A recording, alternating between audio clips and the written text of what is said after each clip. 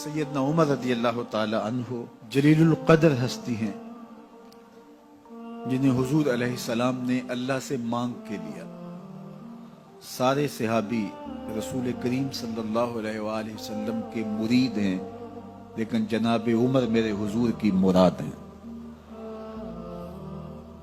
39 لوگ جب اسلام لا چکے، 39ویں شخص حضرت امیر حمزہ رضی اللہ تعالی عنہ تھے، اور ان کا ایمان لانا مسلمانوں کے لیے بہت بڑی ڈھارس اور بہت بڑے حوصلے کا سبب و ذریعہ بنا۔ تو میرے حضور نے ہاتھ اٹھا لیے، کہا اے اللہ، ایک شیر دیا ہے امیر حمزہ، ایک شیر اور عطا کر دے، اب تیری مرضی، عمر بن خطاب دے دے یا عمر بن حشام دے دے۔ حضور دعائیں مانگ رہے اور یہ ہاتھ میں تلوار لیے غیظ و غضب سے بھرے ہوئے گھر سے نکلتے ہیں کہ بانی اسلام کا چراغ ہی بجھا دینا ہے۔ راستے میں ایک صاحب ملے اور کہا کہ عمر، تیور کوئی اچھے نہیں لگتے، خیر تو ہے، کدھر جا رہے ہو؟ کہا چراغ اسلام بجھانے جا رہا ہوں، یہ روز کا مسئلہ ختم ہونے لگا ہے میرے ہاتھوں۔ مسکرا کے بولے گھر کی خبر تو لو۔ کہا میرے گھر کو کیا ہوا؟ کہا تمہاری بہن فاطمہ بھی نوکر بن گئی ہے رسول اللہ صلی اللہ علیہ وسلم۔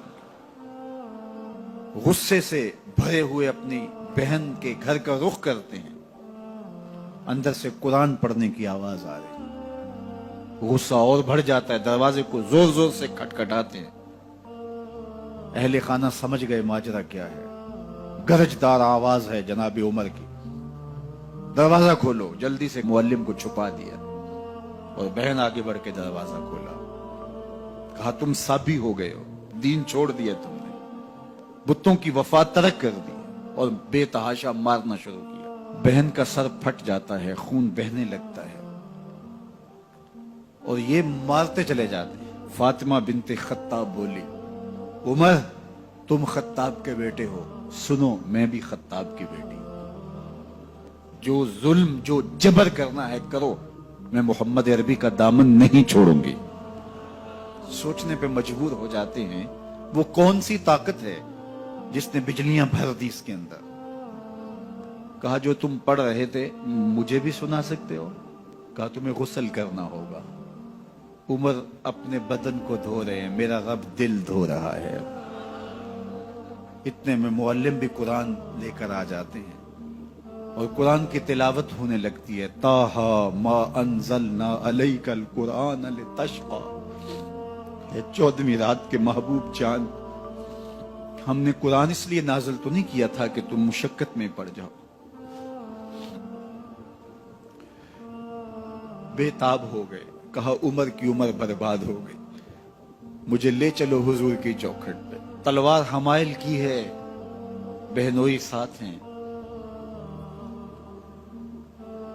اور حضور کی بارگاہ میں حاضر ہو رہے ہیں۔ دروازے کے سوراخوں سے دیکھا تو صحابہ تشویش کا اظہار کرنے لگے کہ عمر آ رہا ہے، تلوار حمائل کی ہے، ارادے اچھے نہیں لگتے۔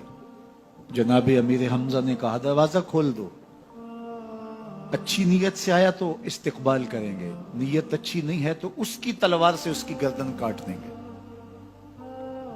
حضور کے سامنے جا کے بیٹھ گئے، گلے میں کپڑا ڈالا تھا، حضور نے پکڑ کے کہا عمر ابھی وقت نہیں آیا کہ تم اسلام لے آؤ؟ یہی وقت تھا عمر کے اسلام لانے کا، لبوں پہ کلمہ جاری ہو گیا۔ اللہ اکبر کی صدا اس زور سے گونجی کہ مکے کی گلیاں گونجنے لگی۔ اسلام لانے کے بعد حضور سے پوچھتے ہیں حضور کیا ہم حق پر نہیں ہیں؟ فرمایا ہم حق پر ہیں۔ اللہ کا دین سچا نہیں ہے؟ کہا اللہ کا دین سچا ہے۔ آپ اللہ کے سچے نبی نہیں ہیں؟ فرمایا میں اللہ کا سچا نبی ہوں۔ تو کہا پھر ہم چھپ کے عبادت کیوں کریں؟